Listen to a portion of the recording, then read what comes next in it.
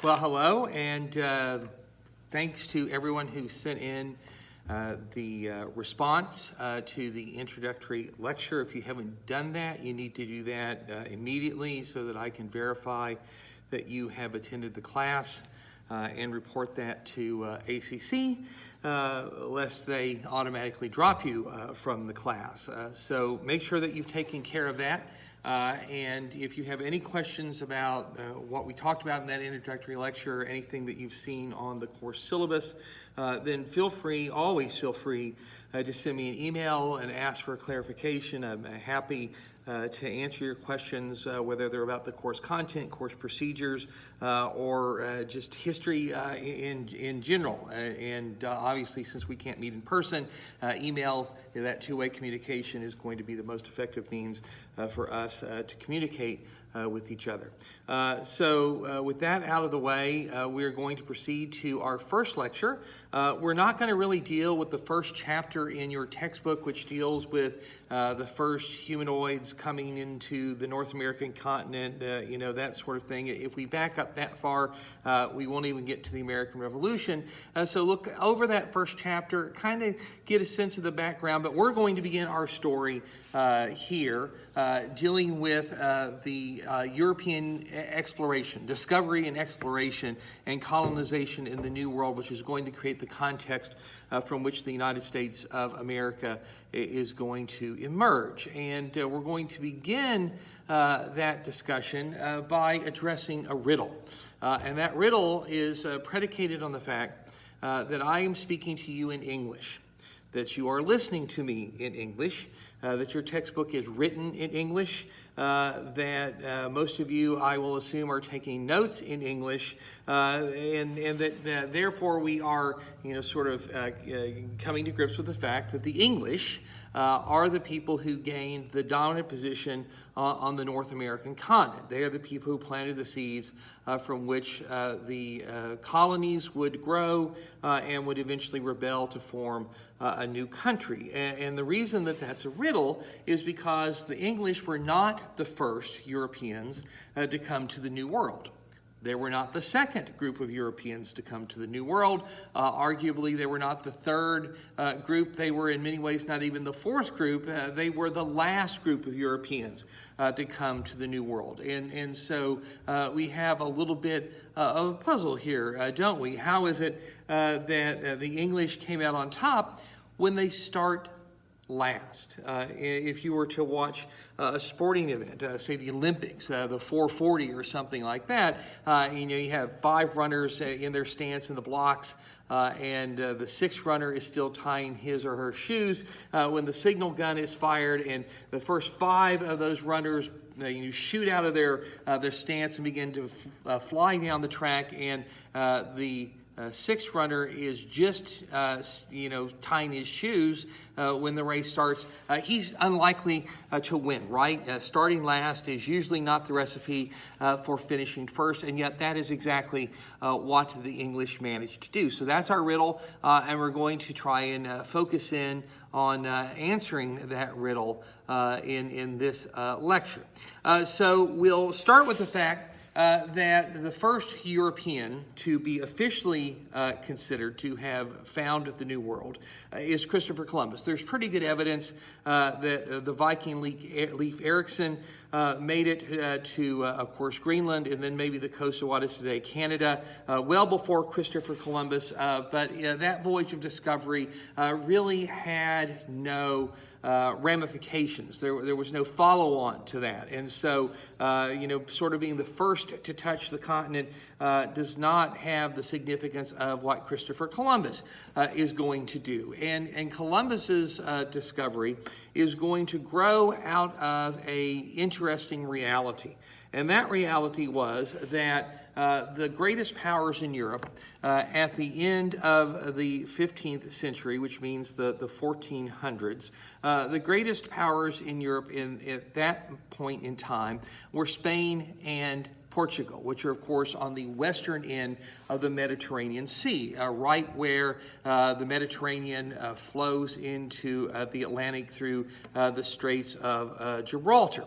The Spanish and the Portuguese were the top dogs on the European continent. They were the most militarily powerful, they were the wealthiest, they were the politically most influential, and the reason for that, oddly enough, is because they had been a battlefield for a very long time. And that's sort of, counterintuitive, because usually if your country is a battlefield, it has a lot of death and destruction and dislocation visited upon it. It's not a place where economies and universities are going to grow and prosper. And yet this is exactly what had happened in Spain and Portugal because they had been a battlefront in the war between Christianity and Islam. That war had been raging for many centuries. It had produced the call of the Pope to retake from the Muslims the Holy Lands in what today we would know as the Middle East. That prompted a series of crusades from Europe that succeeded for a considerable period of time to seize these historically and religiously important areas. But the forces of Islam had staged a successful counterattack. Ultimately, they retook all that territory, claimed the entire southern coast of the Mediterranean, and then returned the Christians for their crusades by invading Europe. And of course, they invaded Europe at the point where Europe and Africa come closest together, the Straits of Gibraltar, and they made significant inroads into what was Spain and Portugal, and all of the forces of Christendom concentrated in Spain and Portugal to drive the Muslims out. And so, interestingly, this was a period in which wars were not fought in a total fashion, in the sense that they were, nonstop, 24/7, 365 days a year. The capabilities of armies, the technologies available at the time, meant that wars were kind of start and stop entities. You couldn't campaign in winter. The roads are dirt. Rain and snow make them impassable quagmires. Most rivers don't have bridges, and so you have to ford them. And of course, whenever you have bad weather, those fords become too deep to be crossed. And so in wintertime, armies, kind of pulled back, went into winter quarters, and simply tried to survive until the next spring. So war was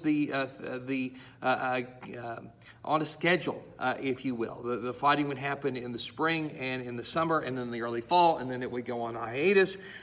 These wars were started and stopped for another reason, because there were occasional truces and peace treaties and this sorts of things. So you had a very long period of war on the Spanish and Portuguese territory. And as a result, the science, the technology, the culture, the commerce of Islam and Christianity mixed and mingled together on the Spanish peninsula. And when the Christians finally drove the Muslims out, this left behind a Spain and Portugal that had been enriched in terms of science, in terms of technology, in terms of culture, sort of the forces of Islam and Christianity mingling together in a way that benefited Spain and Portugal and left them at the top of the European heap. They had been the focus of all of Europe's efforts as the Christians sought to drive the Muslims out of Europe, and therefore they wound up benefiting from that greatly. They had been the most important battlefield, and that left them the most important countries. But for all of their prominence, the Spanish and the Portuguese had one very big problem, and that was being on the western end of the Mediterranean. They were ill-positioned to economically take advantage of the greatest trade being conducted by Europe, and that was trade with the Orient. And now today, of course, when we say Orient, we tend to think of places like Korea and Japan and that sort of thing. But in the 13th and the 15th century, when people said the Orient, they're basically meaning India and Western China and that sort of region of the world, rather ill-defined, to be sure, but basically, European explorers, people like Marco Polo, had been there. They'd come back to tell Europe of the wonders of the Orient and all of the fine products that they had there that you couldn't have in Europe, things like silk. Gunpowder came to Europe from the Orient, for example. But also the Orient was famous for spices, and spices were very important not only to make food more flavorful, but they were also used to preserve food, which of course is very important in a day and age when you didn't have preservatives and refrigeration, and where there were periodic droughts and crop failures, and so you had to make your food supply last as long as you possibly could, and spices were a way of doing that. And so a very robust trade had grown up between the Orient and Europe. And it was a difficult, time-consuming, and in many ways an inefficient trade because, of course, the Mediterranean Sea only goes so far to the east. And when you get to the area around what is today Turkey or Lebanon, you run out of ocean, and at that point, ships aren't going to do you any good. And you would have to take all of your goods off of a ship. You would have to put them on carts or draft animals like camels or donkeys or that sort of thing, and then make a very long, very arduous, very dangerous overland trek to the Orient, and all sorts of bad things could happen to you along the way. There were bandits, you could be attacked, you could be robbed, you could be killed, you could be enslaved. Of course, the weather could always do horrible things to you as well, and bad luck could get in your way. And of course, there was an inefficiency involved here because you had to survive over the trip. So at least half of your cargo space had to be turned over to carrying provisions, to carrying the things you needed to survive this journey that would take many months, and you would have to play by the same rules on the way back to the Mediterranean from the Orient, and so you could only carry a 50% load of goods to trade back and forth. So it wasn't necessarily efficient. It was very time consuming. It was very hard, but it was the best thing going, and it was therefore very profitable. And if you were on the eastern end of the Mediterranean, you were much better situated to benefit from this trade because you were much closer, and time literally is money. The time that you spend moving goods back and forth costs you money because you can't sell them while they're being moved. You run the risk of loss and spoilage and damage and these sorts of things while cargoes are in transit.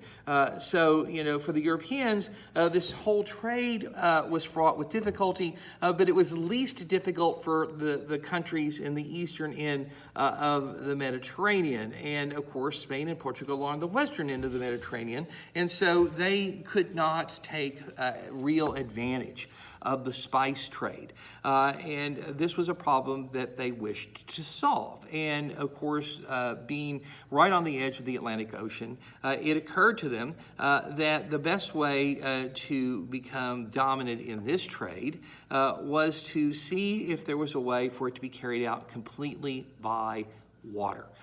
Even today, moving large quantities of any kind of commodity, including people, is most efficiently and cost-effectively done by ship. It's easier to move a lot of things much further, much faster by boat than it is to move them by rail, to move them by truck, certainly to move them by airplane. And so if you could find an all-water route to the Orient, then you would have a giant advantage. You would completely undercut the long, tedious, dangerous, inefficient overland route to the Orient. The difficulty was nobody knew if there was an all-water route to the Orient. The Europeans didn't know much beyond the south coast of the Mediterranean Sea and a very short distance really inland from there. They knew something of the fringes of the eastern part of the Atlantic Ocean. They had been out as far as like the Azore Islands and that sort of thing, but what lay beyond there was a complete unknown. So what lay to the west, the Europeans really knew nothing about, and what lay to the south, the Europeans really knew nothing about. But the Portuguese decided that they were going to see what they could find out. The Portuguese were very good shipbuilders. They were expert navigators, and they had some very brave mariners. And so what the Portuguese decided to do was to see if there was a way around Africa. Nobody knew what the shape of Africa looked like. Nobody knew how big Africa was.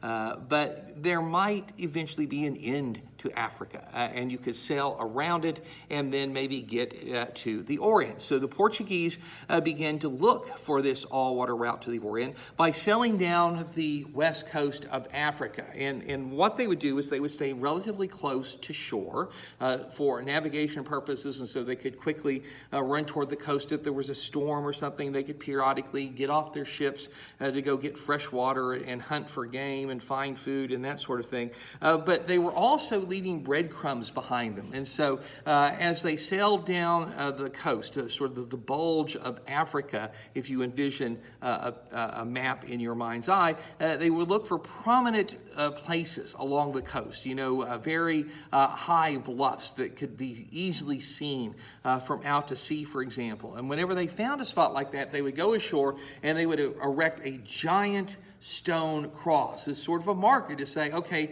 we have come this far, we've been here. And then they would go a certain distance, and then they would have to turn around and go home to get repairs and food and water and to report on what they'd done. And then another voyage would go out, and it would go a little bit further than the previous voyage, and it would establish a new marker. And so sort of leapfrogging down the coast over a period of years, they were looking for the point where they could get around the bottom of Africa, if that was possible, and then sail directly to the Orient. And the Portuguese were making very good progress along these lines, and that was naturally to the detriment of Spain, which was sort of a Johnny-come-lately here. The Portuguese were beating them to the punch, and the king and Queen of Spain, Ferdinand and Isabella, weren't too happy about that. And that's when our famous friend, an Italian by the name of Christopher Columbus, comes in. So Christopher Columbus is not a Spaniard. He's an Italian, and what Christopher Columbus does is he comes to the King and Queen of Spain, and he tells them that he has a plan, he has an idea for how to solve their problem. And basically what Columbus proposes is to sail west to get to the Orient. What he proposes to do is to circumnavigate that globe, that is to sail around it. And so Columbus is proposing to find an all-water route to the Orient, not by doing what the Portuguese are doing, but by, in essence, going in a completely opposite direction. This proposal of Columbus is one of the earliest things, really, about history, probably, that has ever been taught to you. What the first poem that you ever learned, maybe the only poem you know, is what? In 1492, Columbus sailed the ocean blue, right? And we were taught in kindergarten and elementary school that Columbus and his men were very brave for doing this because everybody warned him that the world was flat, and if he sailed far enough to the west, he would fall off the edge of it and he would disappear forever. And no doubt there were uneducated people in the world of the 1490s who did probably believe that the world was flat, but in fact, most people knew, humanity had known for a very long time, that the world was round. And before city lights obscured the night sky, you could look up into the heavens, you could readily see the Earth's rotation. The people certainly who ran armies and navies, who controlled governments, had known that the world was round for really a very long time. So the deal wasn't that Columbus was proposing to do something that was theoretically impossible. Nobody worried that he was going to fall off the edge of the earth. The problem was that nobody knew how big around the world was. And this is a very important question to answer, right? Because even though Columbus would be, using wooden ships, and wooden ships did need fuel. You didn't need to, put more oil in them or more coal in them or something like that.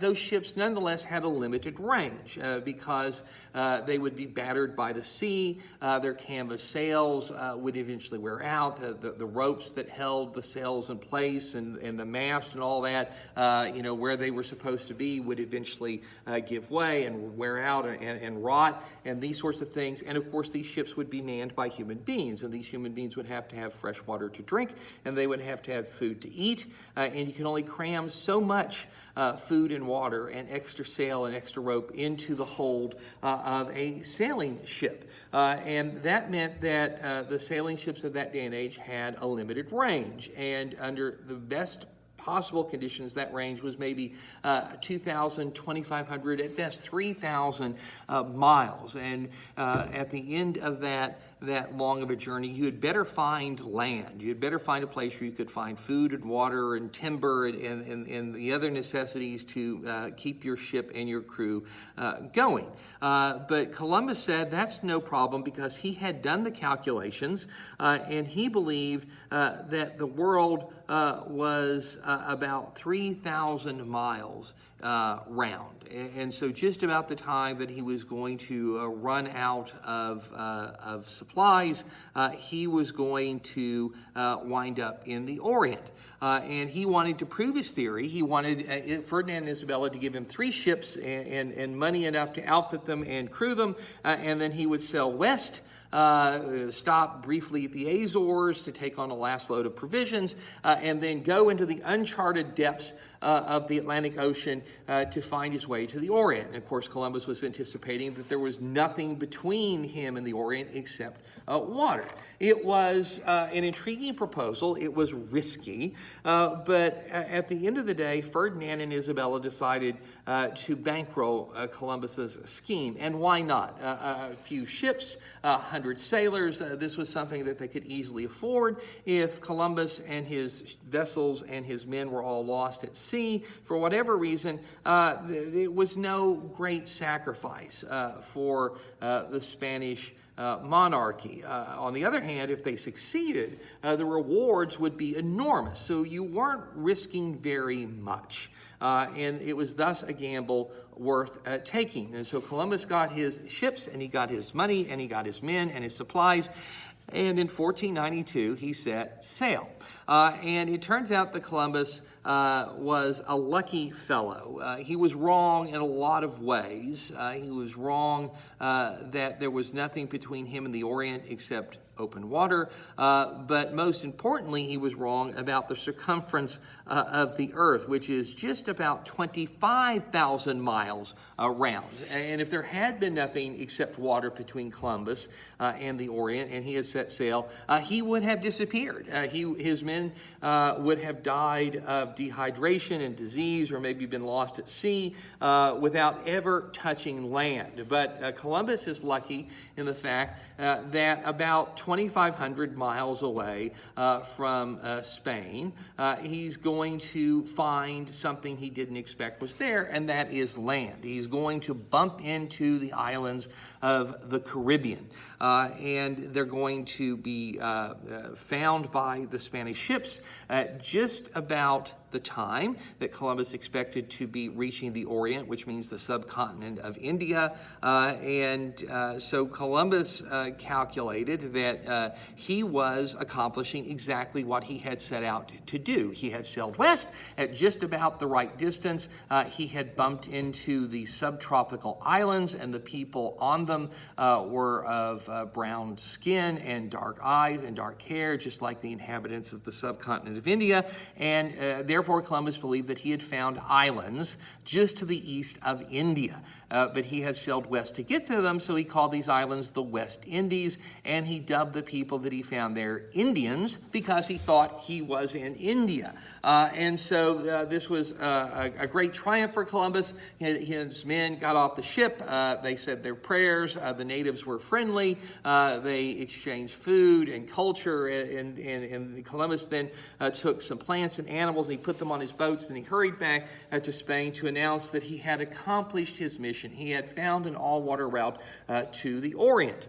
The people who had been to the Orient, however, very quickly realized that Columbus had not done what he had set out to do. He had, in fact, done something much, much more important. And what he had done was to discover something the Europeans did not know was there. Columbus had discovered a new world. And we say new world in quotes because it wasn't, in fact, a new world, was it? It was as old as the rest of the planet. To the inhabitants of the West Indies, their territory was as old as the territory that the Spaniards and the rest of Europe and the people of the Orient inhabited. But what we call things matters a great deal. And the reality is that for the Europeans, this was a new world. It was something they didn't know existed. So for them, it was a discovery, as it would have been if the people of the West Indies had crossed the Atlantic going the other way and found Africa or Europe. They would have considered that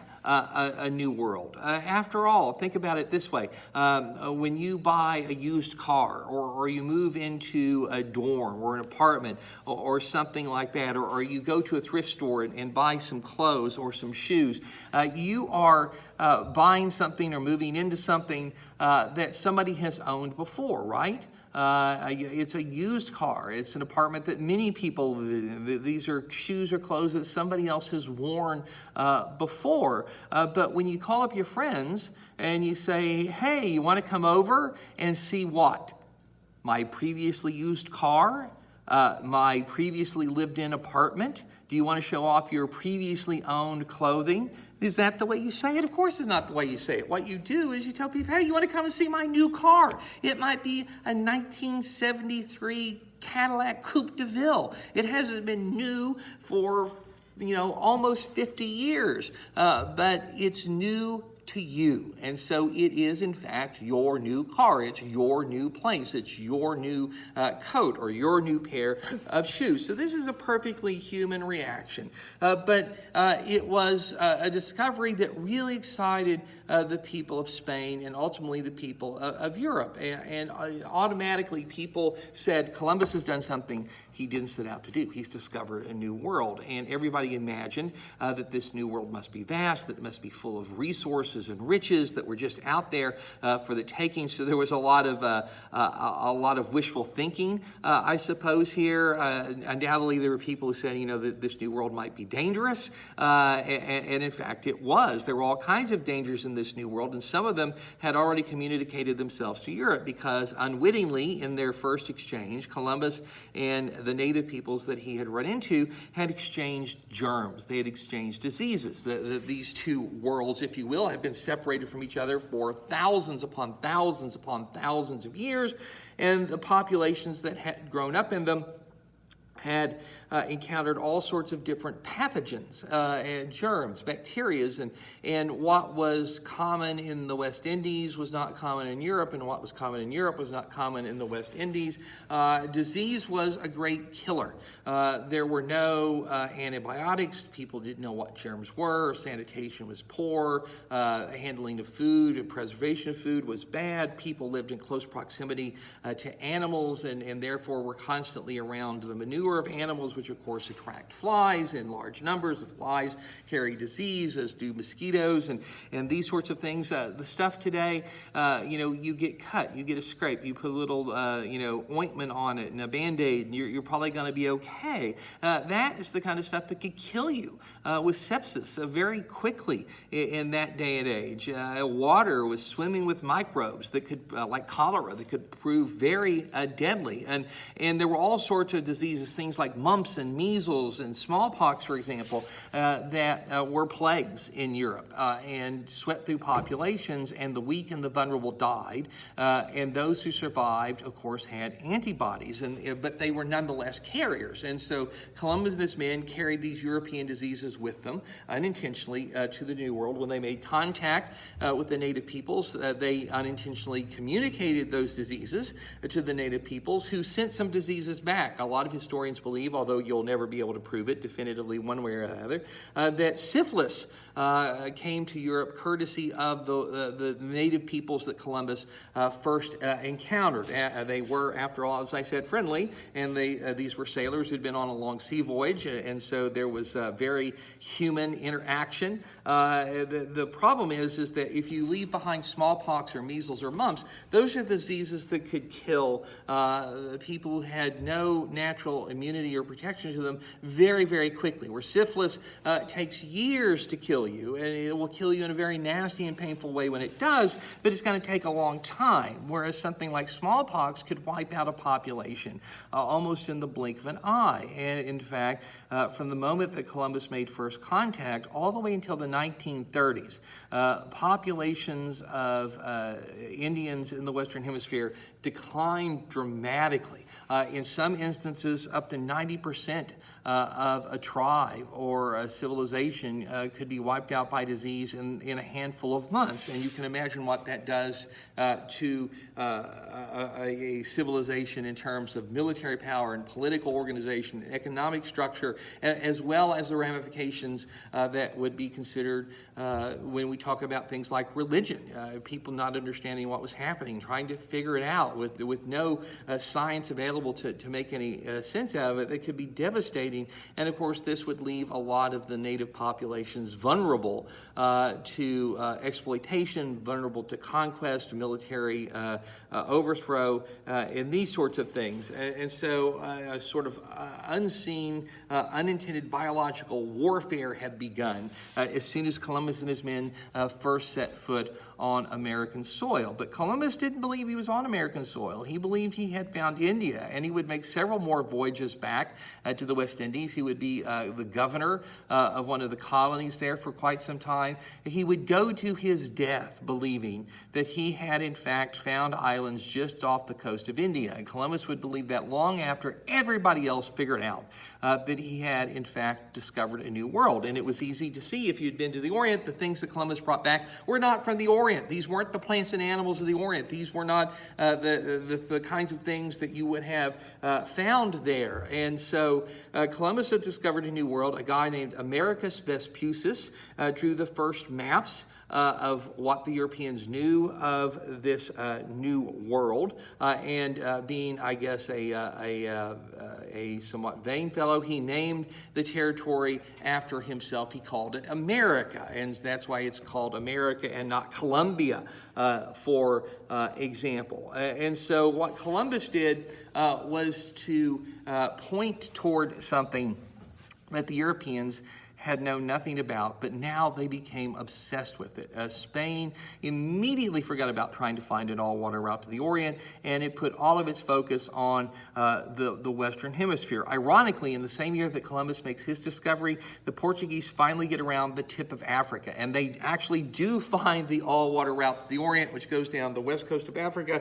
goes around the bottom of Africa, and then cuts through the Indian Ocean to get to the Orient. So both the Portuguese and the Spanish succeed at the same time, but an all-water route to the Orient, Spain doesn't care that anymore. It's going to start sending explorers and settlers, if you will, to this new world, to see what's there, and to settle it, to conquer it, to colonize it, to spread Christianity. And basically, and one thing we need to remember here in these early lectures is we're painting very, very broad brushstrokes to sort of get ourselves down the road a little bit to the founding of America, at which point, naturally, we're going to slow down and look at things in a great deal more detail, in no small part because we will know a great deal more when we get a couple hundred years past Columbus's discoveries. But that said, the Spaniards basically sent two types of people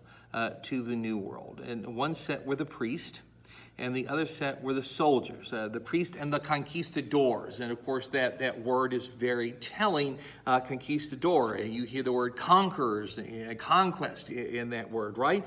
And the Spanish, like everybody else on the planet, believed that there was only one God, It was their God, the Catholic God. There was only one true faith. It was their faith. It was the Catholic faith. And any peoples that you would have gone to visit anywhere in the world at this point in history, whether in the Eastern Hemisphere or the Western Hemisphere and the northern half of the planet, the southern half of the would have felt the same way. So this is not a uniquely European thing. This is not a uniquely Spanish thing. Everybody believed that their God was the God, their religion was the religion, their culture was the culture, their race was the race. It was the one that had been chosen by Almighty to be powerful and to be successful. And this was a world, of course, in which might made right, and that is the way the world had been for a very, very long time. You go back to the days of the Babylonians and the Assyrians and the Egyptians, and you look at the Turkmen, you look at Islam, you look at Christianity. Might made right. Most of the planet spent most of its time conquering other people, exploiting other people, taking land. Aggression was the norm amongst nation states, and war was almost a perpetual condition. And this is the way that the world had always been. And it was true on every continent, amongst every peoples, and amongst every race. Indians warred against other Indians in the Western Hemisphere, just like Europeans warred against other Europeans. And African tribes warred against other African tribes. And people on the Asian continent warred against each other. The Mongol invasions, the Hun, and all that kind of stuff, for example. So the history of mankind was brutal and it was bloody. It had been refined to a certain extent. You had had the rise of nation states and the establishment of borders and these sorts of things, but that really didn't lessen the reality of the situation. And so it made sense to the Spaniards to send soldiers and priests to the New World. And the soldiers would be there to protect the priests would be there to convert whatever heathens that they found to the one true faith and the one true God. And the priests could bless whatever it is the soldiers wanted to do, wanted to take, and the soldiers could back up the priest in their insistence that everyone convert and make sure that those who didn't convert were either enslaved or they died. It is this harsh and cruel and by the standards of the 21st century shocking, but the standards of the 15th and the 16th century, this is status quo. It's just the way things worked. And it turned out that the Spaniards were very, very good at this business. Now, the Portuguese did pay some attention to the Western Hemisphere. They wanted a piece of what Columbus had discovered, and the Portuguese and the Spanish got into a spat over who should get what, and they eventually turned that argument over to the Pope. And what the Pope did is he divided what was known of the New World between Spain and Portugal. Now, if we were to divide it today, of course, with the map in our mind's eye, we would divide along an east-west line. We north and south, two halves here, two hemispheres. But at the time, all that the Europeans knew about the Western Hemisphere was a sliver of the West Indies and part of the coast of South America, the bulge that is Brazil. And so the Pope divides north-south, not east-west, he divides north-south. And so basically, the Portuguese got what is today Brazil. That's why the culture of Brazil is Portuguese. And the Spaniards got everything west of it, which means the Spaniards got the better deal because it gives them almost the entire South American continent. It's going to give them almost all of the West Indies. It's going to give them all of Central America. It's going to give them Mexico.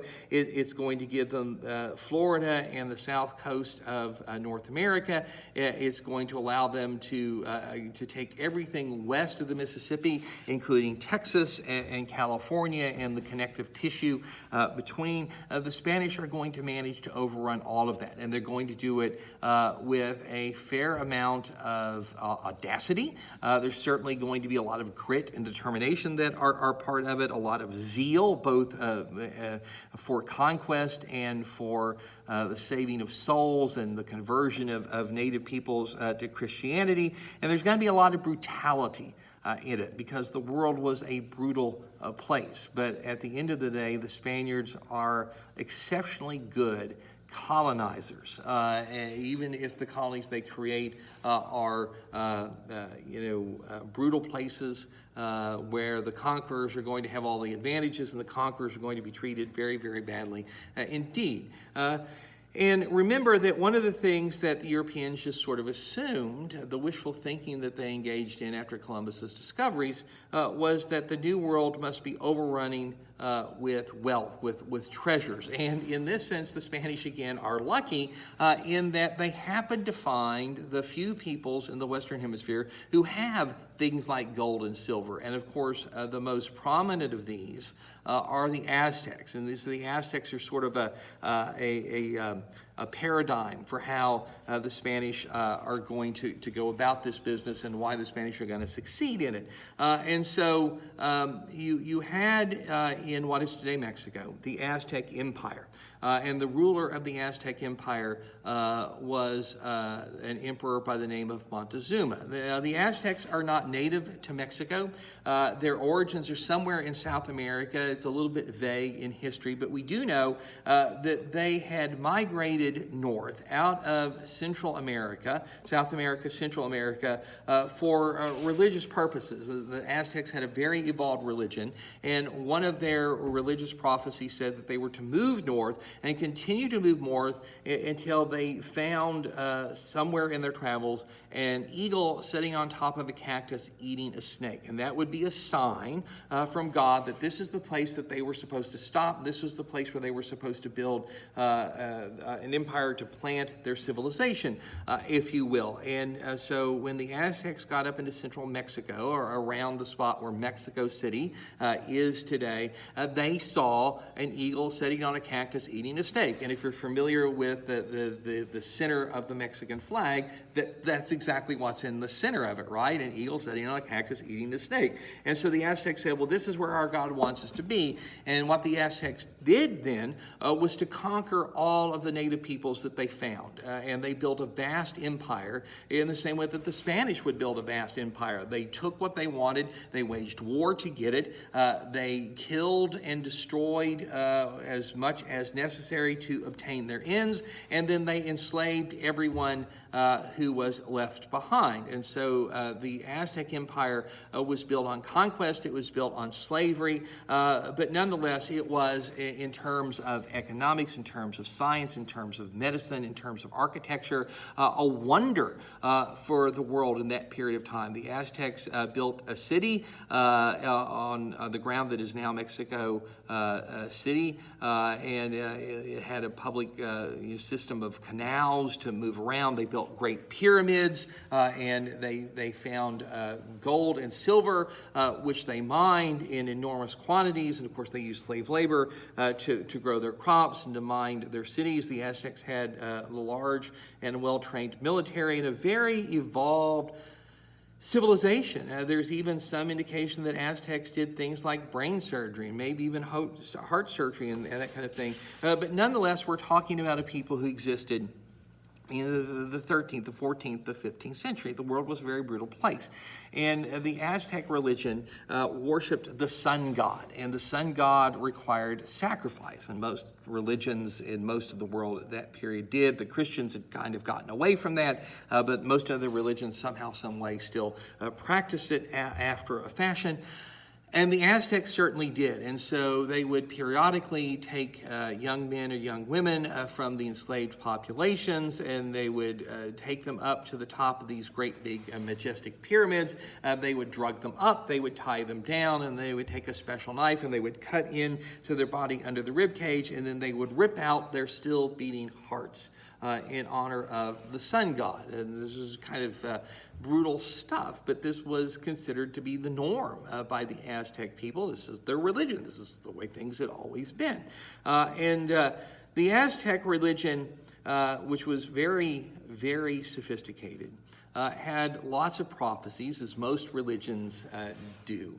And one of the prophecies of the Aztecs was that one day God would come back to judge them. The god was Kublai Khan, and he would arrive from the vast sea to the east. He would come in a magnificent conveyance to judge the Aztec people. And if he found them to his liking, he would leave and not return for 1,000 years, and the Aztecs would continue in peace and prosperity. But if he was displeased, he would destroy them. And since this was God, he would not look like the Aztecs. He would have blue eyes and pale skin, and he would have a hairy body.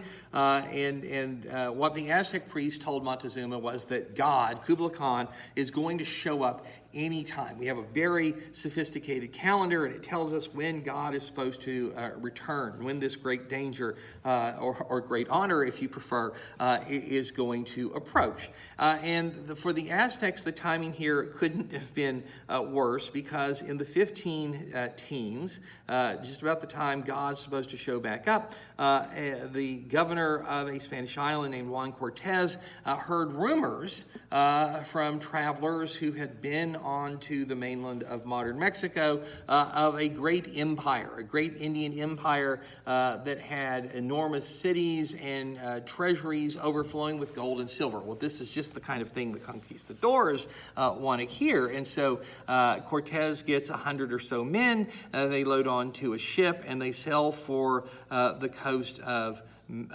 today's Mexico, and they land somewhere probably around modern Veracruz, and they come ashore, and they are immediately spotted by Aztec scouts, and these scouts send back word to Montezuma that basically equates to the prophecies are true, God just showed up. Because the Spaniards had come from the vast Eastern Ocean in a sailing ship, which was unlike anything the Aztecs had ever seen before.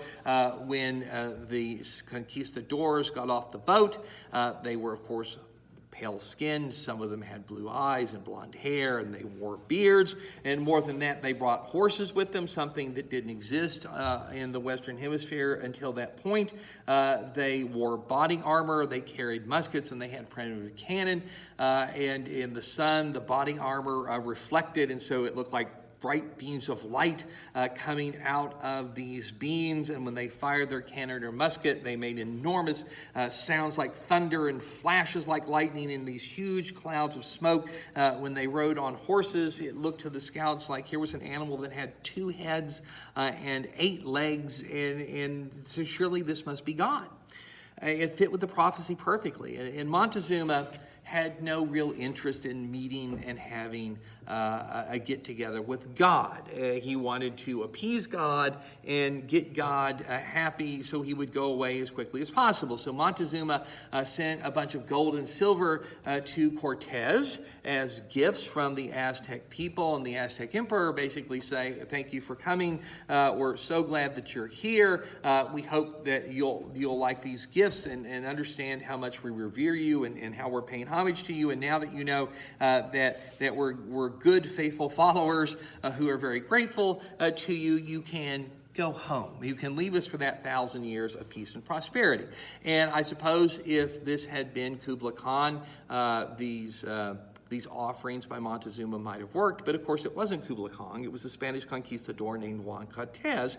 And when he suddenly has a bunch of gold and silver dumped at his feet, and he's being treated like a god, he, of course, realizes that if this is the gold and silver you're willing to give me to try and get me to go away, then you have to have an enormous amount of gold and silver that's waiting there to be taken.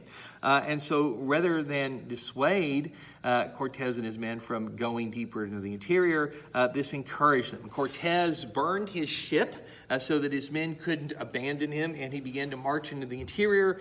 For a while, the Aztecs continued to believe that the Spaniards were gods. Of course, they were very quickly disabused of that. These people ate, they slept, they went to the bathroom, they got sick, they had accidents, they died, and eventually the Aztecs figured out that this was not a religious thing. This was an invader, and they attacked Cortez and his men and drove them back toward the coast, came very close to destroying them. But that didn't happen because Cortez and his conquistadors were savvy enough to know that the Aztecs were a conquering race themselves, that they had created an empire from conquest, that they enslaved vastly more people than were numbered amongst the actual Aztec demographics, and that those people did not like being slaves. And so Cortez and his men basically went to the Aztec slaves and said, hey, you don't like these guys, we don't like these guys either, let's gang up on them and get rid of them. And so with all of these allies, Cortez and his men managed to fight their way back to the Aztec capital, and once again, the Spanish timing could not have been better because Cortez and his cohorts had unintentionally unleashed a smallpox epidemic into the Aztec population. The Aztecs had no immunities to that. They had never seen this before. The sores, the pain, the death accompanied it, and the smallpox swept through the Aztec population like wildfire, and it was killing people at a horrendous rate, an hourly rate. And the Aztecs believed that this was some sort of punishment being inflicted upon them by their god, and so they tried to appease their deity by basically committing round-the-clock human sacrifice. It was said that the streets that surrounded the pyramids where these sacrifices were taking place were ankle-deep in blood. So much blood was running down the stairs. And you can imagine how this affected the Spaniards, who, of course, believed that there was only one God, and that was the Catholic God. There was only one faith, and that was the Catholic faith. They were not predisposed under any circumstances to see any other sort of religion as legitimate or viable, but certainly not one that's committing human sacrifice like this. I can imagine as modern people, we would be appalled to see this and think that this was wrong, and that we would want to try and maybe save the people who were slated to be sacrificed. I don't think many of us would be willing to sit there and say, wow, this is an interesting piece of human culture from an anthropological standpoint. I think we should take some pictures, get some documentation, write a nice article about it for National Geographic magazine, but certainly we should not intervene. That most people would not react that way, and of course the Spaniards certainly didn't react that way. They felt even more justified in overthrowing Montezuma and destroying the Aztec Empire and then making it their own. And ironically, as soon as they conquered it, all those former enslaved people that had helped them overthrow the Aztecs, the Spaniards turned around and re-enslaved them. And they started to mine gold and silver, and this sort of loot began to be put on ships and sailed back across the Atlantic Ocean to flow into the coffers of the Spanish government, which became even richer and more powerful than it had been before. And so the Spaniards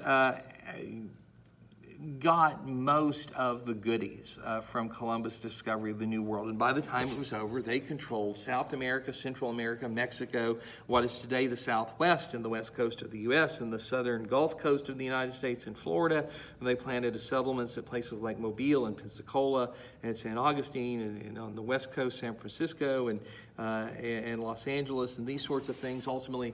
And of course, the great success of the Spanish in all of this created envy in Europe, and other European countries said, hey, we want in on this. We want some of this. And one of the first to see that was France, which was kind of an up-and-coming country in Europe.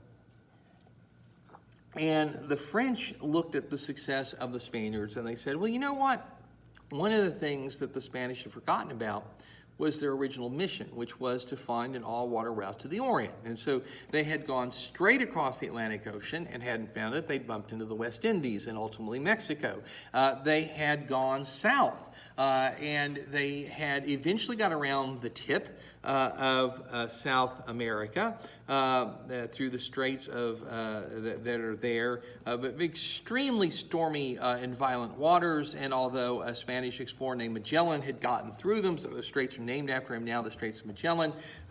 The reality was that was not a practical route for trade, and the Spanish really didn't care. They had a lot of land that they had or were conquering, and so all water route to the Orient didn't matter to them. But the French said, there would still be an enormous profit in finding that, and if you can't go straight west and you can't go southwest to get it, suppose you go northwest.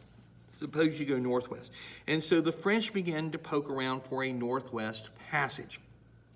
The English were doing some of that too, as were the Dutch, but the French were the people who really put the most effort into finding a northwest passage, and of course they didn't find it because it's not there. Now technically that's not true. You can go under the polar ice caps in a nuclear-powered submarine, but there weren't any nuclear-powered submarines around in the 16th century, in the 1500s. And so what the French did find was the Gulf of St. Lawrence and the St. Lawrence River that, is fed by the Great Lakes. And the French would go in there and they would plant their flag along the St. Lawrence, and they would explore the Mississippi River, and they would even make some landings along the Texas coast and create what they called New France. New France. The Dutch would go and get a couple islands of the Caribbean, and they would briefly, for a time, have a colony along the Hudson River in what is today New York. But the Dutch were not so much interested in acquiring territory in the Western Hemisphere as they were interested in making a profit off the people who acquired territory in the Western Hemisphere. The Dutch were exceptionally good shipbuilders and exceptionally good navigators and sailors. They were also the world's first modern bankers. They created the world's first stock markets. And the Dutch ships were so well built that they could be sailed by a relative handful of men. And of course that meant there was far more room for cargo on a Dutch ship. And so the Dutch became the carriers of goods for everybody, the financiers of trade and shipbuilding and naval commerce for everybody. And they would build an empire based on that. And they would become very involved ultimately,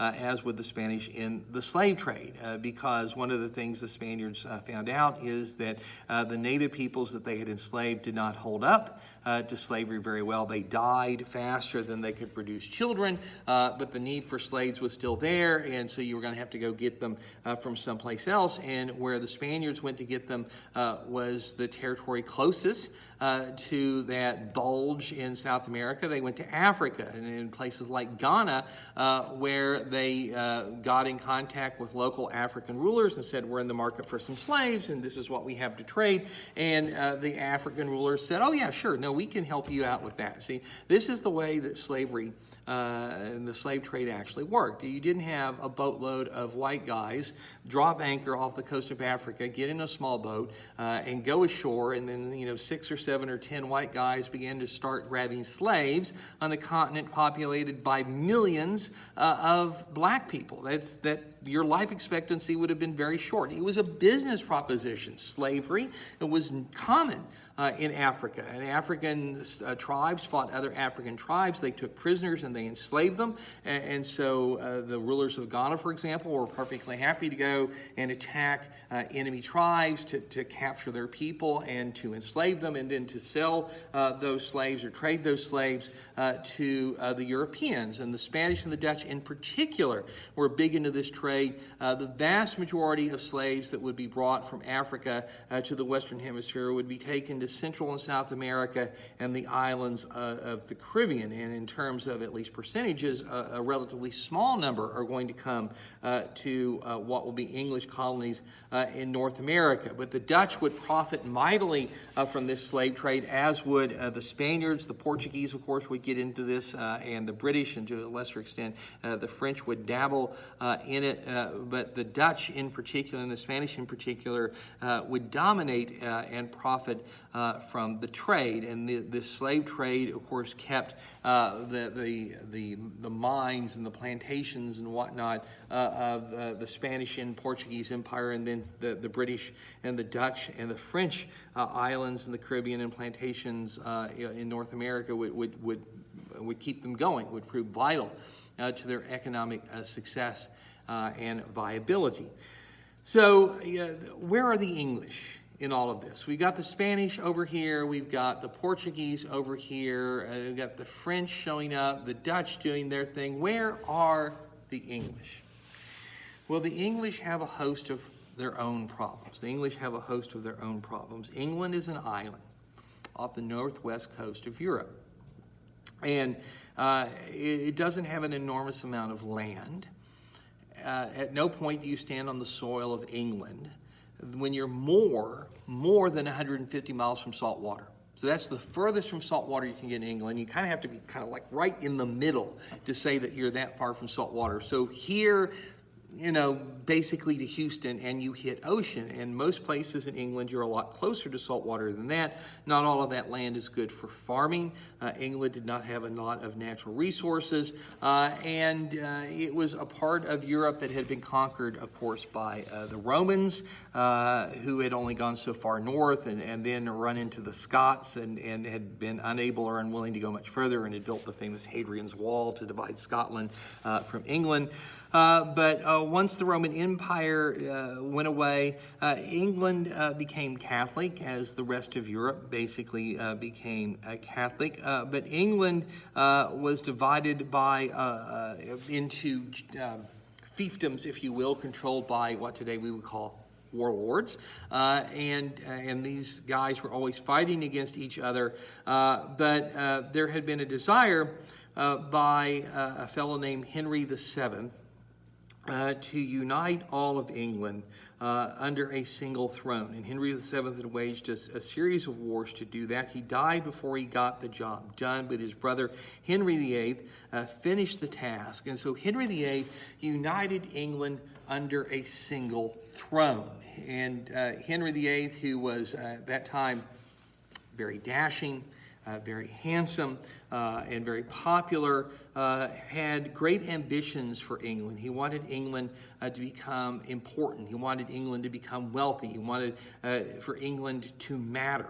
But living and ruling on over an island off the northwest coast of Europe without a lot of land and without a lot of natural resources, with no colonies or anything like that, how was Henry going to accomplish this? And Henry understood that one of the ways that you could accomplish it was through marriage. And the children of monarchs married the children of other monarchs, and this is how the elite stayed in control. It is how alliances were formed. And remember that the great power in Europe is Spain.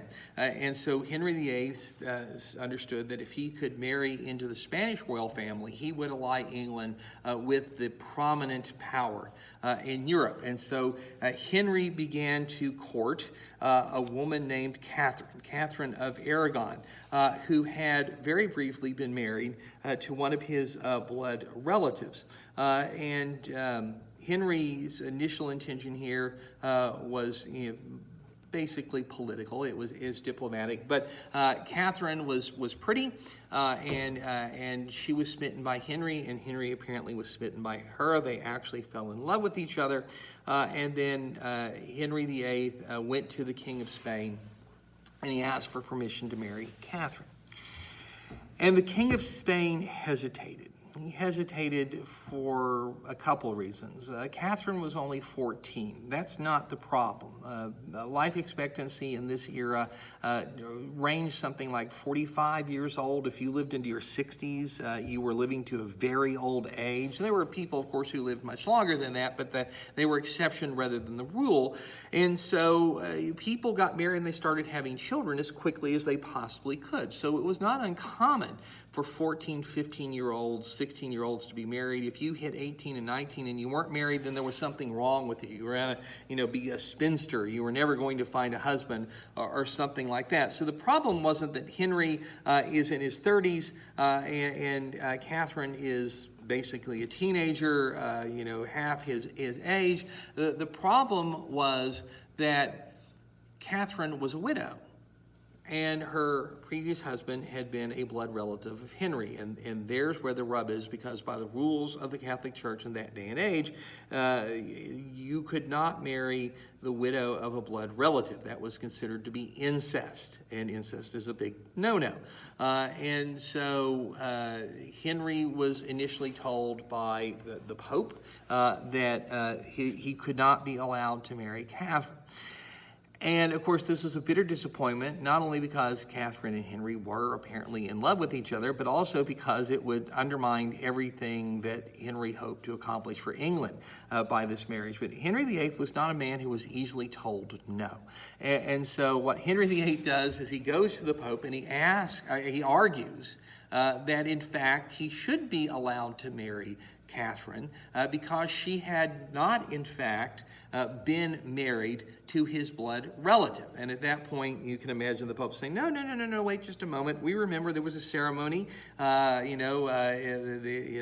vows were said, gifts were given, there was a reception, it was a very nice buffet, the band was wonderful, I gave them a gravy boat. What do you mean they weren't married? I was there, I was at the wedding. And Henry says, oh yes, no, there was a wedding, a ceremony, and there was a reception, and there were gifts, and there were a buffet, and all that kind of stuff. But when Catherine married my blood relative, he was very ill. He died just a couple of months after their matrimony, and he was in fact so ill that there was no honeymoon. In other words, the couple never slept together as husband and wife. The marriage thus was not consummated. And since there had been no intercourse, the Catholic Church believed there had been no marriage. You could say all the vows you wanted, but until you lay together as husband and wife, you were not truly married in the eyes of the church, in the eyes of God. That meant that, in fact, Catherine was eligible to be married to Henry. It would not be incest. And that satisfied the Pope, and there was a wedding, and Catherine and Henry were married. And this puts England in a good position vis-a-vis Spain, but it doesn't solve all of Henry's problems, because Henry is very aware of how difficult it was for him and his brother to unite England under a single throne. And he was also aware, of course, that he himself was not mortal, and one day he's going to die. And the great fear that Henry VIII has is that when he dies, everything he and his brother had built is going to fall apart. England is going to descend back into conflicts between warlords, and the united England is going to be no more.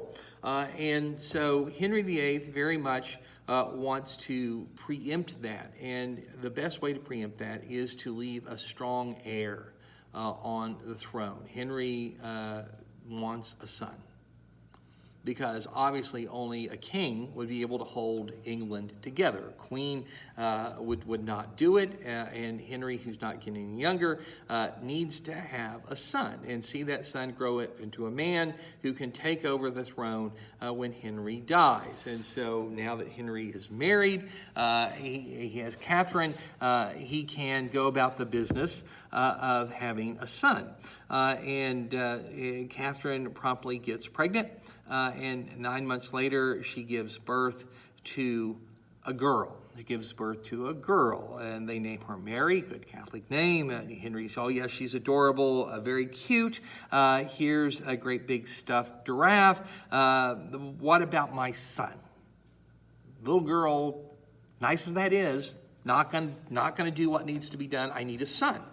And so Catherine gets pregnant again, but then there's a miscarriage.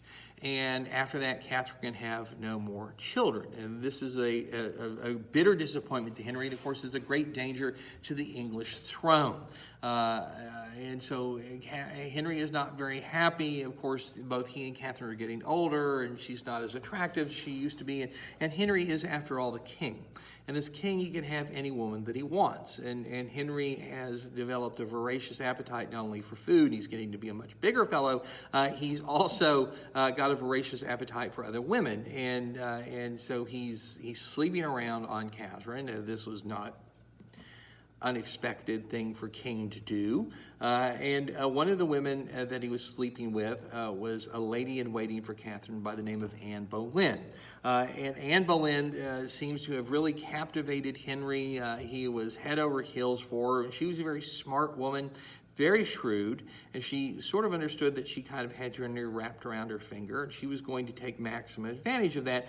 And what she told Henry was that she could give him the thing that Catherine couldn't. She promised that she would give Henry VIII a son, the thing he wants more than anything else in the universe. And to Henry, that sounds great. But Catherine goes on, but I'm not going to give you a bastard child. I'm not going to give you an illegitimate child whose right to the throne can be questioned. I will only give you a son if you marry me and make me the rightful Queen of England. Well, the problem with that, of course, is that Henry's already married, and there is no such thing as divorce in the Catholic Church. You can stop living together, you can stop sending each other Christmas cards, you can start cheating on one another, but in the eyes of the church and God, you are forever married until one of you dies. And so divorce is not an option. It's not a way to get rid of Catherine. But Henry desperately wants to get rid of Catherine so he can marry Anne, who promises to give him a son, which he must simply have. And so Henry has to figure this out. And of course, remember, Henry is a fellow who's not easily told no. So he goes back to the Pope. And he asks the Pope, not for a divorce, because that would be a non-starter. He asked the Pope to annul the marriage, which is to say that the marriage never existed. It was illegitimate from the beginning. Now, that is a big ask. Here is the king of a country asking to divorce the daughter of another king who is the king in Europe, and that's the king of Spain. And remember that Henry had gotten special permission to marry Catherine, and now he's asking for an annulment. And the Pope says, well, why should I annul your marriage? And Henry basically says, well, because God has cursed my marriage. God has cursed my marriage. And the Pope says, how has God cursed your marriage? And Henry says, because he hasn't given me a son. And he knows England must have a male heir to the throne. I don't have a son, so God has cursed my marriage. And so the Pope says, well, why would God curse your marriage? And Henry says, because I have committed incest by marrying the blood relative, the widow of a blood relative. In other words, he completely flip-flops on the argument that he had made for why he should marry Catherine, and because now it suits his purposes to say, oh, no, I was wrong about that. Well, of course, the Pope is not persuaded. The King of Spain is not persuaded. And so Henry is told, nope, no annulment. You're stuck with Catherine. And so Henry goes back to England, and of course this is very disappointing news to him and to Anne Boleyn. But Anne's not done with this. Anne, again, a very, very capable, very shrewd woman who knew how to play these political games very well. Anne Boleyn basically began to harp on Henry. And one of the ways that she was getting at it was to point out that the Pope seemed to have more power than Henry. And if you looked around England, in fact, the Catholic Church owned more land than Henry. And the Archbishop of Canterbury, who's the head of the Roman Catholic Church in England, had more property than Henry, had more castles than Henry, had nicer castles, wore nicer clothes, had nicer carriages, threw better parties. And Catherine is basically telling Henry, oh, I see what's going on here. I understand. You're not really in charge of England. The Pope's in charge of England. The Catholic Church calls the shot here, not you. Although, Henry, I thought you were the king. And do not kings sit on the throne by divine right? Are kings and queens not God's chosen to run those countries? And yet it seems that that's not the case, that you haven't been chosen by God. The Catholic Church is calling the shots here. And the more Henry heard that, the more he disliked hearing it, and the more he became determined to prove that no, in fact, in England, he was in charge. He was the king. He was at the top of the heap. And so eventually, Henry decides that the Catholic Church must go. The Catholic Church must go. And what does that mean?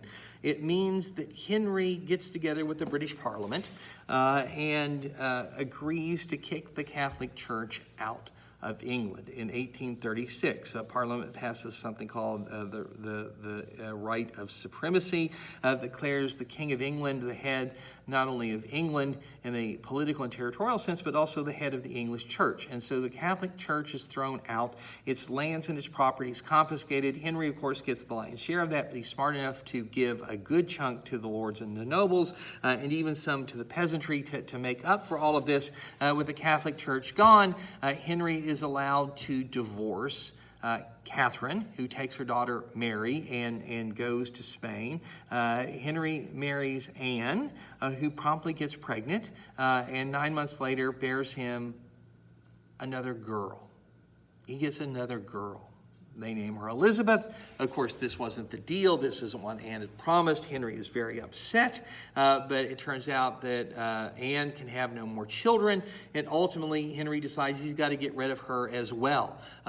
She was no more faithful to Henry than Henry was to her. It's good to be the queen too, and ultimately Henry had her arrested, charged with adultery, of which she was guilty, but this is pretty rich coming from Henry VIII, and he has her head chopped off. So no arguing with the Pope about this one. How I get rid of my wives now is I execute them. And Henry kept going through women until he finally found one named Jane Seymour who could give him what he wanted more than anything else, and that was a son.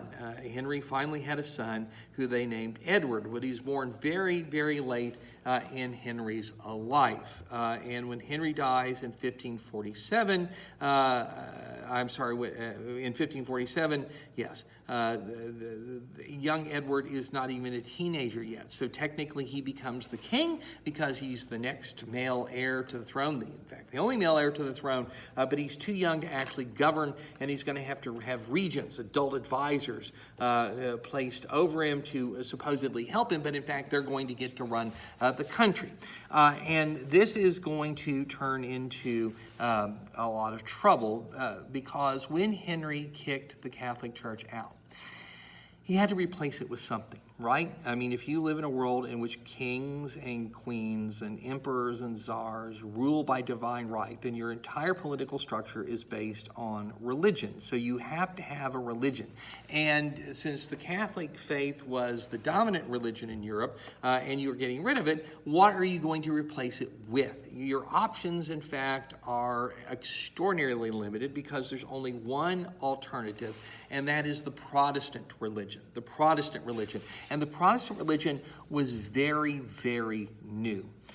In the early 15 teens, a German monk, a Bible scholar by the name of Martin Luther, had tacked up on a cathedral wall in Württemberg a 95 theses. Think of this as indictments, if you will, against the Catholic Church. The printing press had not been invented yet. Books were rare. They were expensive because they were time-consuming and difficult to make. We all have this vision of the monk in his brown robe with a funny little haircut sitting there by candlelight doing this elaborate calligraphy, in the middle of the night as he copied books. And that was the only way that it could be done. And so there weren't a lot of books. The most common book was the Bible, but even the Bible was very rare. And most churches at best had one. Some churches didn't have any at all. And therefore, and plus most people were illiterate, so they couldn't even have read these Bibles if they had had them. And that meant that the population relied on the clergy to interpret and teach the faith, to pass along the faith. One of the reasons you have all these magnificent, stained glass windows in cathedrals and whatnot in Europe is that they're kind of graphic representations of Bible stories. So for people who couldn't read, people who didn't have access to Bibles, you could point to those windows and go, well, here's the story of David and Goliath, for an example. What that meant is that there was no real way for the general population to really basically fact-check what the priests were saying, if we want to use modern phraseology. And that means that for hundreds of years, the Catholic priesthood had been free from strict theological supervision in a way. So have you ever played that game when you were in elementary school where the teacher whispered something in the ear of a classmate on the other side of the room, and then he or she whispers it into the ear of the classmate next to them, and it goes around the room until you get to the other side, and the teacher asks that last person to stand up and say, well, what was whispered in your ear? And the person gets up and says, "Purple monkey dishwasher." And that's different from what was said at the very beginning, which was 7 years ago. So how did you get from 7 years ago to purple monkey dishwasher? And it's not because somebody deliberately messed things up. It's because that as the words were passed from person to person, there were mispronunciations, there were misunderstandings, people misheard or didn't hear completely. And so errors began to creep in. And those errors played on other errors, and they magnified until what you started with is completely at odds with what you ended with. And this is kind of what Martin Luther says has been happening to the Catholic Church. Over years, hundreds of years, of the clergy preaching without anybody being able to look at the Bible and basically, try to find in writing what the priests were saying, errors had crept in.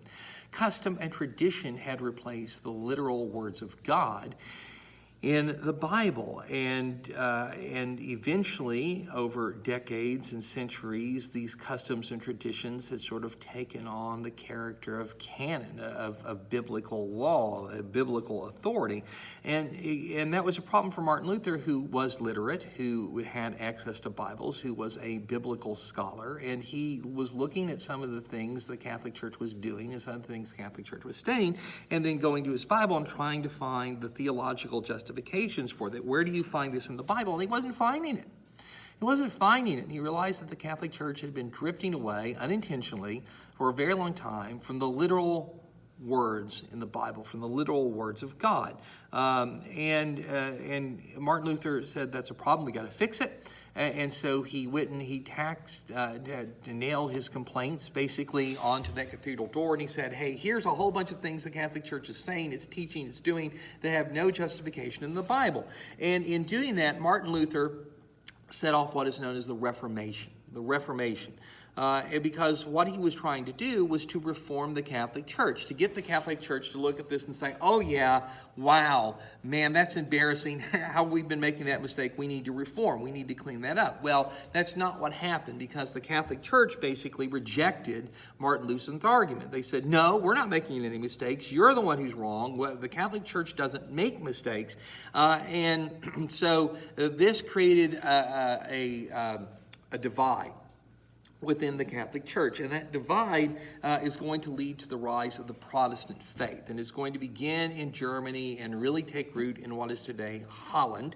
And it first manifests itself in the religion of Calvinism. It was the faith started by a guy named John Calvin, who gave his name to it. And Calvinism is basically the first Protestant sect. It's the first Protestant religion, and the Calvinists rejected the Catholic Church and its teachings.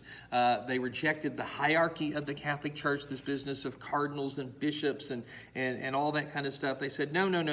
Religion ought to be much more simple. It ought to be based on the Bible. People should have a religious conversion experience, and they should have a direct relationship with God. The Bible is literal. We take it literally. God is all-knowing and all-powerful. He's omnipresent, which means he's everywhere all the time, and he is omnipotent, which means he's all-powerful, and he's all-knowing. So there are no surprises for God in the Calvinist way of thinking of things. God created the universe. God will end the universe. God cannot be surprised, which means that you don't really have free will. because God knows how your life is going to turn out. You think you're making your own decisions, but in fact, you're playing out the script that God has written for you. At the end, there is an elect, the people that God has chosen to live with him in the afterlife in heaven, and then there's everybody else who's going to be damned to hell. And of course, most people want to live in the in heaven in the afterlife and not be damned to hell. But how do you know if you're one of the elect? Well, the thinking went that you live a good life, you live by the word of God, you do good deeds, but you're also successful. You go out, you make something of yourself, and because those are the kinds of people that God is going to favor. If he wants you to live for eternity with him, he's probably not going to mistreat you down here. So the Calvinist faith in many ways was an incentive for Protestants to go out and to do and to build and to make themselves wealthy and these sorts of things. The Catholic Church did not like Calvinist. It didn't like the rise of the Protestant faith. It is going to wage a lot of wars to try and destroy it. Those wars are going to rip Europe apart, and ultimately it's not going to work. The Protestant faith is going to survive, is going to grow, and is going to expand. And one of the reasons that's going to happen is because it's the religion that Henry adopts to replace the Catholic Church. Not because Henry's necessarily all concerned about the theological rationale for that or anything. It's just he has to have a replacement religion, and this is the next best thing to Catholicism. So Henry, through the Reformation, had made England a Protestant nation.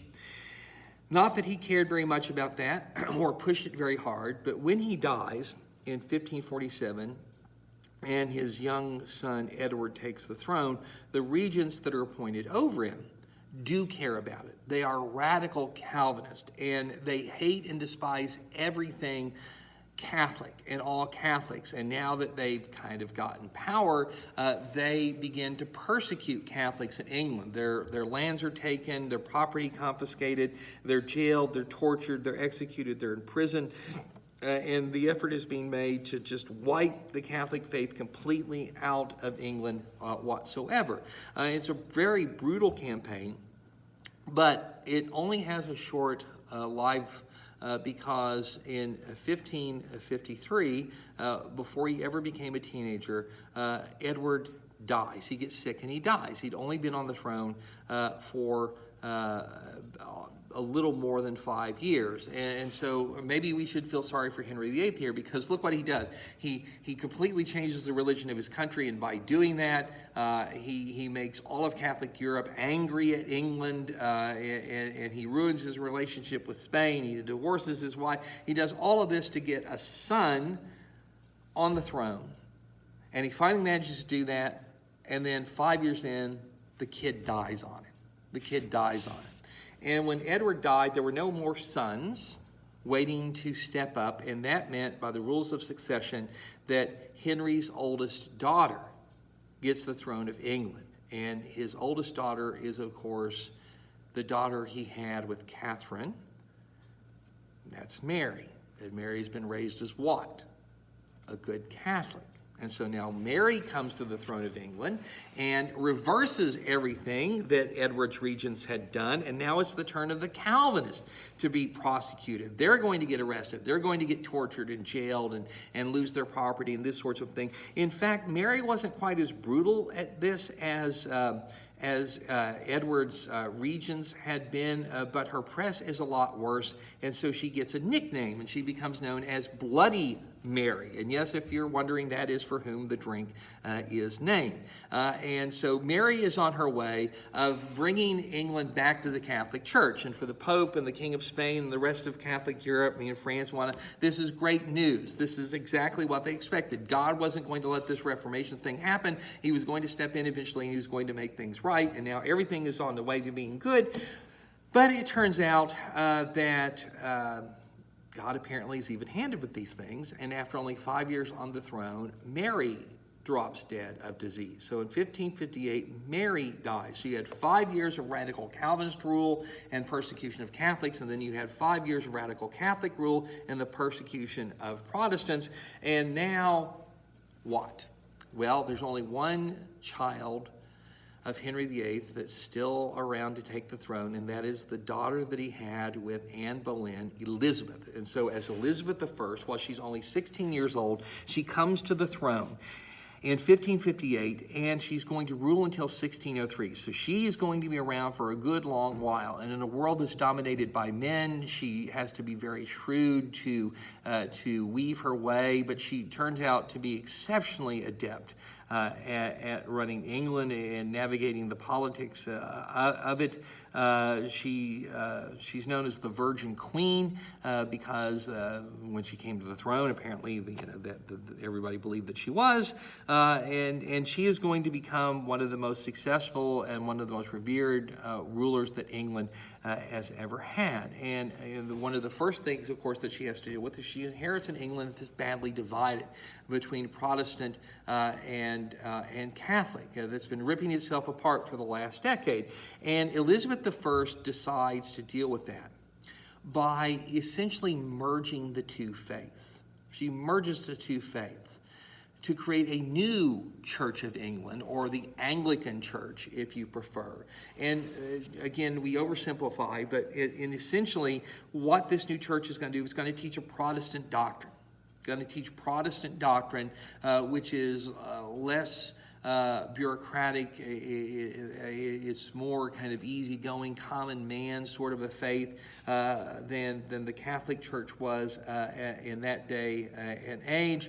But you're going to keep the look and the feel of the Catholic Church. You're going to keep the cathedrals. You're going to keep the priests and the nuns and bishops and archbishops and these sorts of things. So if we were to do this as simply as possible, you're going to wrap a creamy Protestant filling inside the comfortable, familiar exterior of the Catholic Church. And for most people in England, that's going to prove to be an acceptable compromise. You know, there are radical Calvinists who will not take to it. There are Catholics who will not abandon the Catholic faith. But most people in England are going to be okay with this new Anglican church, and it's going to solve some of England's most serious problems. And the people who objected about it, Elizabeth I had a pretty good answer. She says, it's not about the structure, it's not about the bureaucracy of the church. What it's about is Jesus Christ, which is something that both, of course, Catholic and Protestant believed in, that Christ was the Son of God, and he came to earth to free mankind of his sins and this sort of stuff. That's the core. That's the core of it, and that's what Elizabeth I saw, and that's what the people of England were willing to embrace. And so she solves this problem at home for the most part, but that gets her into hot water with the rest of Catholic Europe, because all throughout this business, the Catholic Church had been maintaining a fiction, and that fiction was that Henry VIII and Edward, and Elizabeth, they were all Catholics. They weren't good Catholics, they weren't behaving as Catholics, but they were Catholics, and as Catholics, they had the right to sit on the English throne. They had the sanction of God to sit on the English throne. And the Catholic powers of Europe and the Pope had basically told themselves, look, sooner or later this thing is going to collapse. God's going to step in. He's going to fix it. He's going to make it all right. And when Mary got on the throne, it seemed that was actually coming to fruition. But when she died and Elizabeth gets on the throne, and then she reorganizes the Church of England to create this new Anglican faith, well, that's the last straw. There are no Catholic descendants of Henry VIII waiting in the wings to take over, and so the only way that you're going to get rid of Elizabeth is to take, shall we say, secular action. So the Pope excommunicates Elizabeth I. That is, he officially and formally throws her out of the Catholic Church. She'd never been in it, but that doesn't matter, because as soon as she's excommunicated, in the eyes of Catholic Europe and Catholics around the world, she has no legitimate right to the throne of England. So she's a pretender, she's a usurper, and that is the green light for any country in Europe to do whatever is necessary to sweep her off the throne.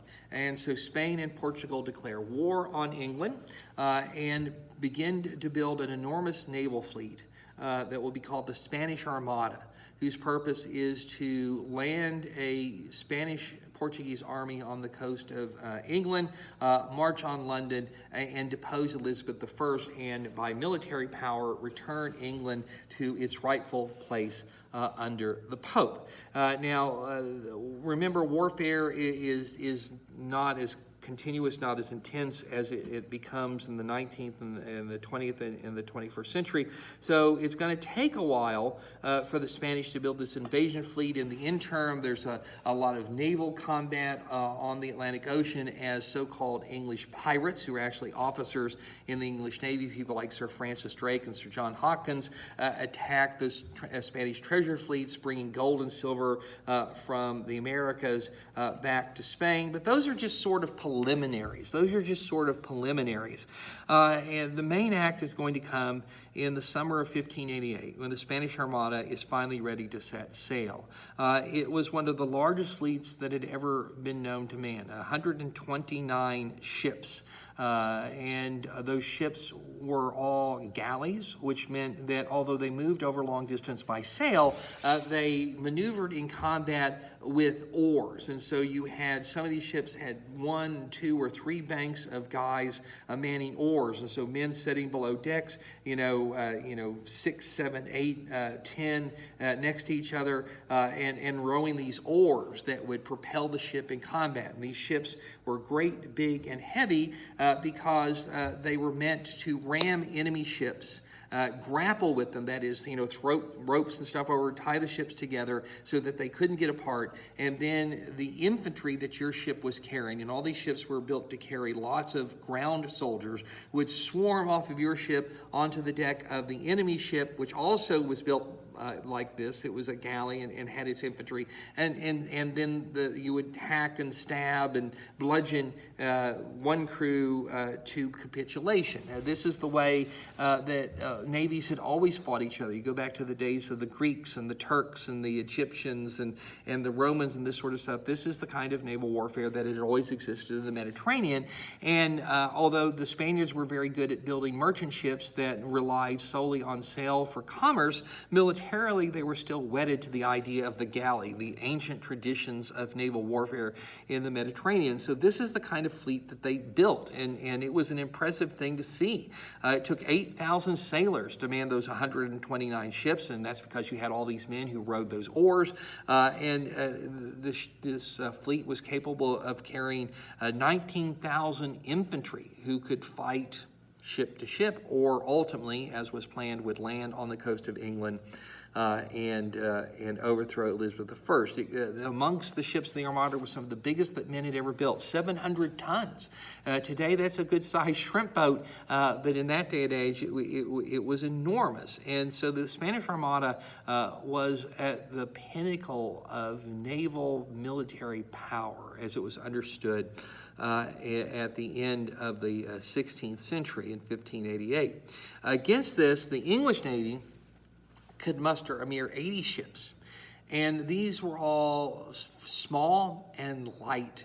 They moved entirely by sail. They didn't have any oarmen whatsoever, and they weren't big enough to carry any foot soldiers. The English naval tradition doesn't come out of the Mediterranean. It comes from the stormy waters of the North Sea and the Atlantic Ocean. And in those kinds of waters, oars are useless, and you have to rely on ships that are very maneuverable, that sit in the ocean very differently than a great big heavy galley would do. And therefore, if you're not going to have infantry on your ships, and your ships are not built to ram and to grapple the way that the Spanish Armada is built, how do you fight? Well, the English put cannon on their ships.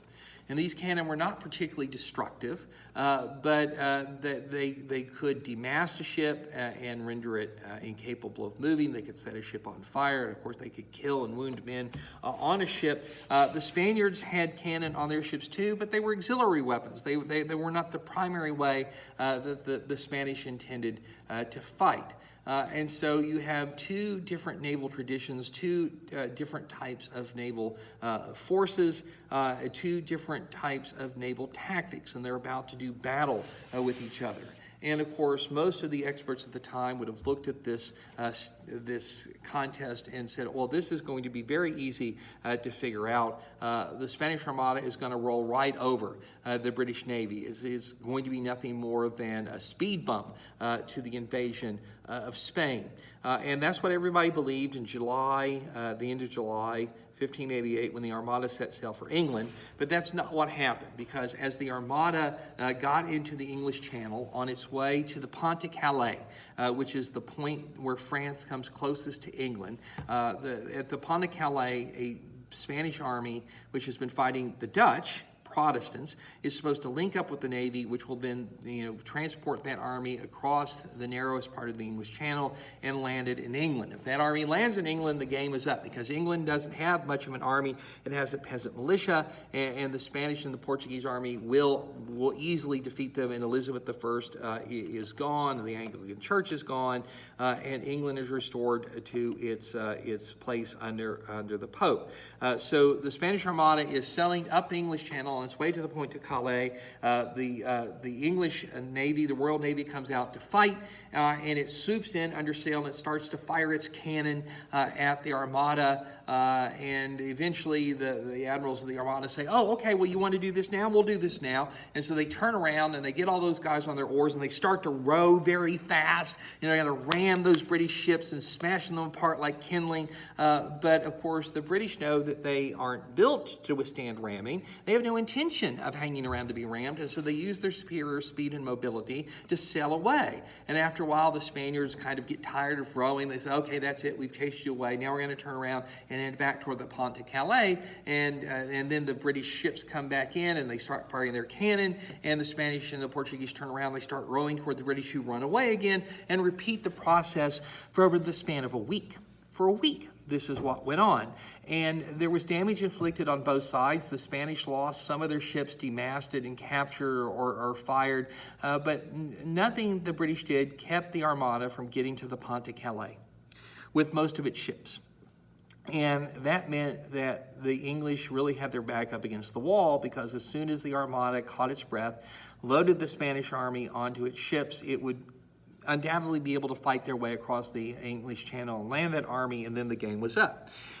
But in fact, that's not the way things worked out, because the army wasn't there. It had gotten bogged down fighting the Dutch, and so the troops that were to be transported to England were not on hand.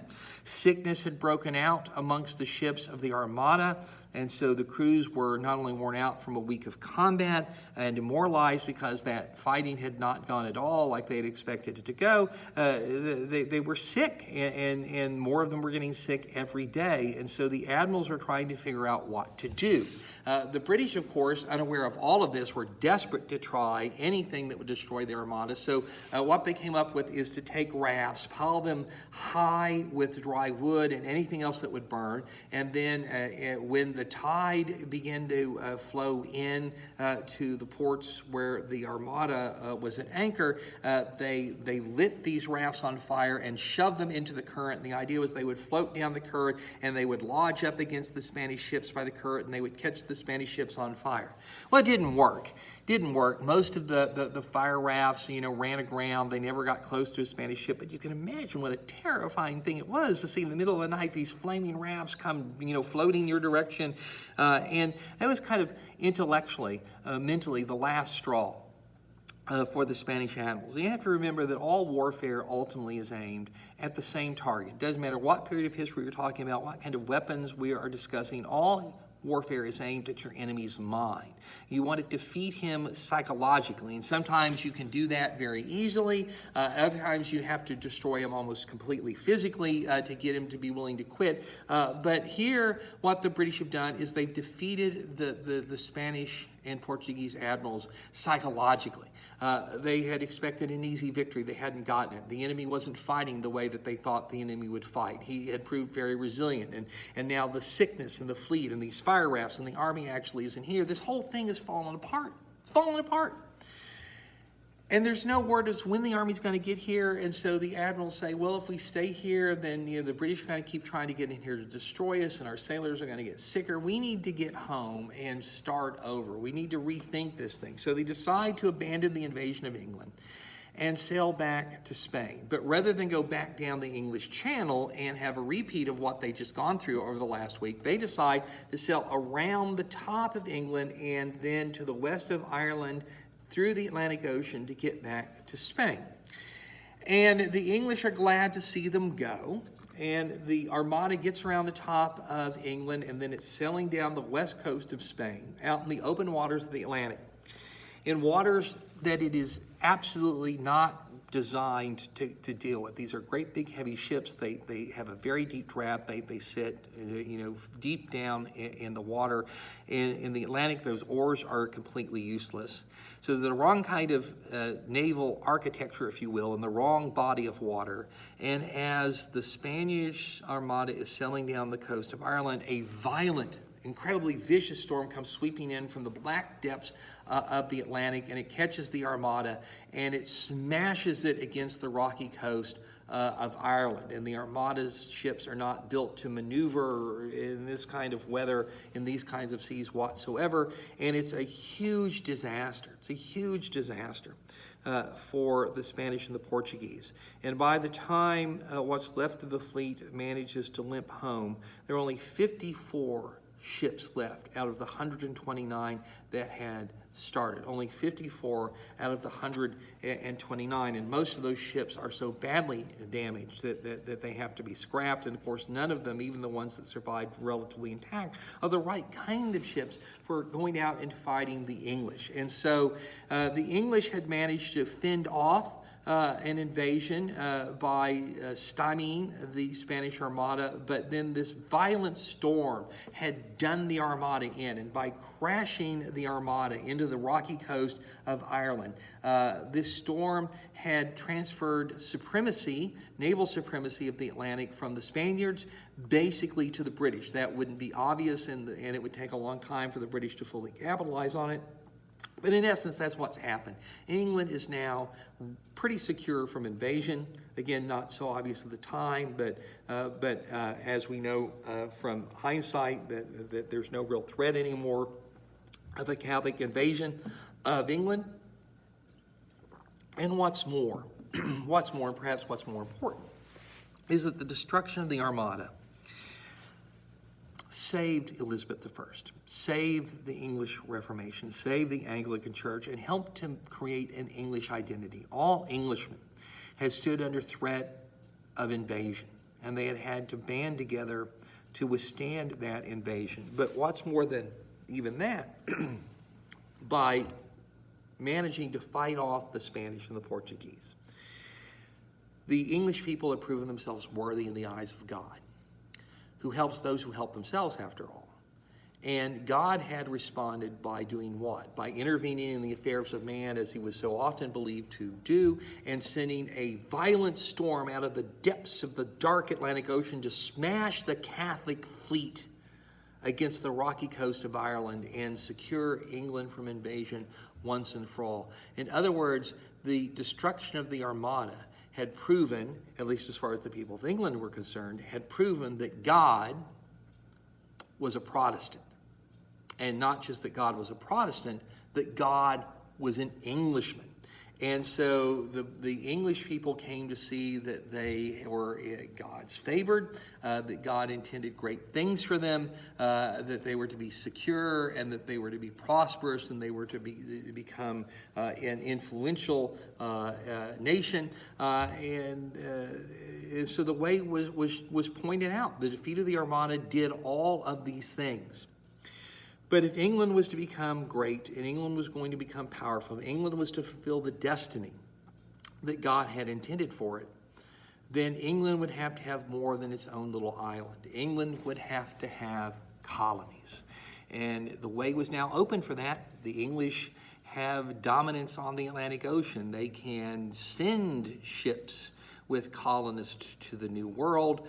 They've explored it, they've planted their flags, they've claimed that land, but they've never actually taken occupation of it. Until you take occupation, then basically you can make all the claims you want. They're meaningless, but now England has to act. England has to actually go out and found colonies and has to begin to build an empire to fulfill the promise that it has been given the destiny that it has been awarded by the Almighty and his destruction of the Spanish Armada. And so if we're wondering where the English have been, it's because things have been a mess back home. Kings coming and going, religions competing against each other, and the threat of invasion. But now all of that is behind England. The way is now at least perceived that England's destiny, that England's future lay on the other side of the Atlantic Ocean. And so England can now turn to the business of founding colonies, get in the game that the Spanish and the Portuguese and the French and even to some extent the Dutch have been playing now for some time. And so that brings us to an end of this first lecture. When we get together next time, we are going to look at English colonization in the New World. It's going to create the foundation from which the United States would ultimately emerge. But we have one more thing to deal with in this video, and that is the questions. So remember that you're going to be collecting questions for me that you'll be submitting as the objective portion of your test. And so these should go in a document that is named your first name, your last name, Test 1 questions. So Jane Doe Test 1 questions, that's how to name your document. This should be in Times New Roman font, 12-point size, and you can just go lecture 1 and then question 1, 2, 3 like that. Write the question out and then give me your answer. And that's the way that I want you to submit those things. So if you have any questions, if that's unclear to you, just contact me, and I am happy to clarify things for you, send you over an example, okay? So here are your questions from this lecture, okay? Here are your questions from this lecture.